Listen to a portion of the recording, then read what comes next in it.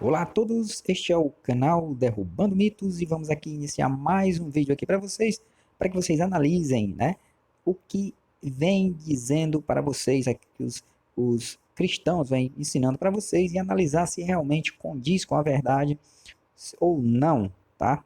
Então vamos aqui dar início ao nosso vídeo. Hoje eu vou falar sobre um assunto muito importante. Perceba que o cristianismo vem dizendo para os cristãos, vem mostrando para eles, vem dizendo que Jesus é o cumprimento das profecias do Antigo Testamento. Ou seja, perceba que quando os escritores dos evangelhos e outros forem escrever sobre a história de Jesus, eles tentaram linkar Jesus ao Antigo Testamento, para que haja uma harmonia. Mas essa harmonia é tão mal feita que você descobre a farsa no próprio na escrita do próprio autor, tá? As falhas é tão grande que é inegável, são inegáveis as falhas. Veja que eu vou mostrar para vocês aqui o que acontece quando o anjo aparece a Maria, tá? O nascimento, o erro que o próprio autor comete na lógica da história.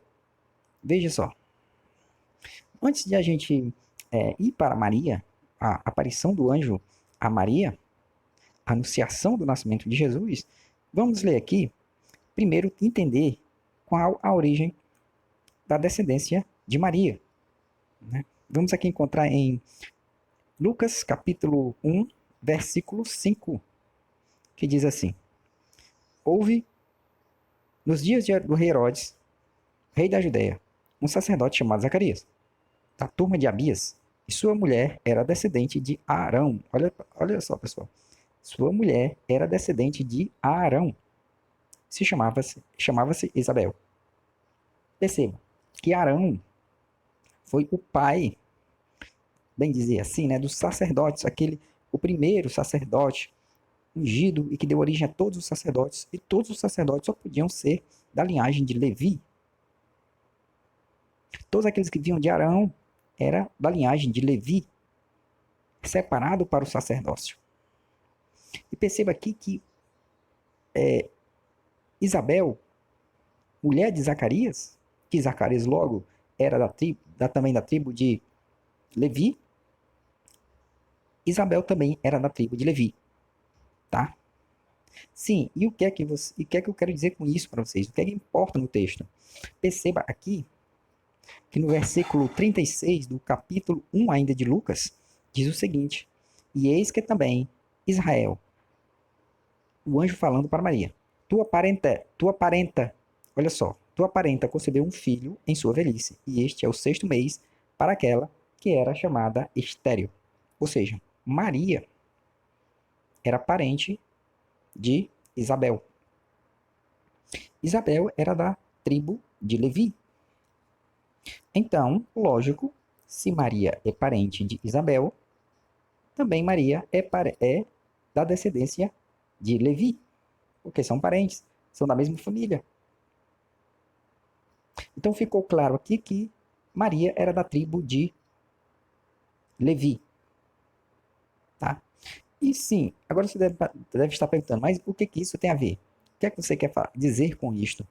Vamos continuar aqui no mesmo Lucas, tá? No mesmo Evangelho de Lucas, capítulo 1, versículo 31. Veja só quando o anjo Gabriel aparece a Maria. Vamos começar do 26, versículo 26 diz assim: Ora, no sexto mês foi o anjo Gabriel enviado por Deus a uma cidade na Galiléia chamada Nazaré, e uma virgem desposada com um varão cujo nome era José, da casa de Davi. Olha só, José era da casa de Davi, Maria era da tribo de Levi, tá? Então, e o nome da virgem era Maria. E entretanto, e entrando o anjo onde ela estava, disse: Salve, agraciado, o Senhor é contigo. Ela, porém, ao ouvir estas palavras, turbou-se muito e pôs-se a pensar que saudação seria essa. Né? E disse-lhe então o anjo: Não temas, Maria, pois achaste graça diante de Deus. E eis que conceberá, olha aqui, e eis que conceberás, e dará à luz um filho, o qual porás o nome de Jesus. Olha só. E este será grande, será chamado Filho do Altíssimo. O Senhor Deus lhe dará o trono de Davi, seu pai, e reinará eternamente. Preste atenção nesta parte. E reinará eternamente na casa de Jacó, e o seu reino não terá fim. 34. Então Maria perguntou ao anjo: Como será, como se fará isto, uma vez que não conheço o varão? Ou seja, Maria era virgem. José ainda não tinha coabitado, tido relações com Maria. E o que viria, ela ia ficar grávida, não era de José, e sim de Deus. É o que diz o versículo 35. Respondeu-lhe o anjo: Virá sobre ti o Espírito Santo, e o poder do Altíssimo te cobrirá com a sua sombra. Por isso, o que há de nascer será chamado Santo Filho de Deus. Veja só. Ela perguntou como é que seria isso, né? Como é que se daria isso, que ela não conhecia homem, não tinha conhecido homem, mas o anjo disse que ela ficaria grávida do Espírito Santo, né? Então veja, logo o filho não é de José, o filho é de Deus. E se o filho não é de José, então Jesus não é da linhagem de Davi. E se não é da linhagem de Davi, tá? Dizer que ele é um Messias, dizer que ele é, como diz o 32, que o Senhor Deus lhe dará o trono de Davi, seu pai. Veja só, será grande, será chamado Filho do Altíssimo, e o Senhor Deus lhe dará o trono de Davi, seu pai. Mentira! Mentira! Jesus não é filho de Davi, não é da linhagem de Davi, não descende de Davi. Porque Deus engravidou Maria e não José. Não tem linhagem, Jesus não tem linhagem a parte de José. Maria só tem, ou seja, tem metade do DNA, não sei como é que fala isso, né? Como é que explica isso? Maria tem a metade do DNA de Maria e a metade do DNA divino, só pode ser. Então, Jesus não é da linhagem de Davi. Primeira mentira. Anotem aí. Primeira mentira, Jesus não é descendente de Davi. É o primeiro erro. E o segundo erro diz o seguinte. Disse aqui no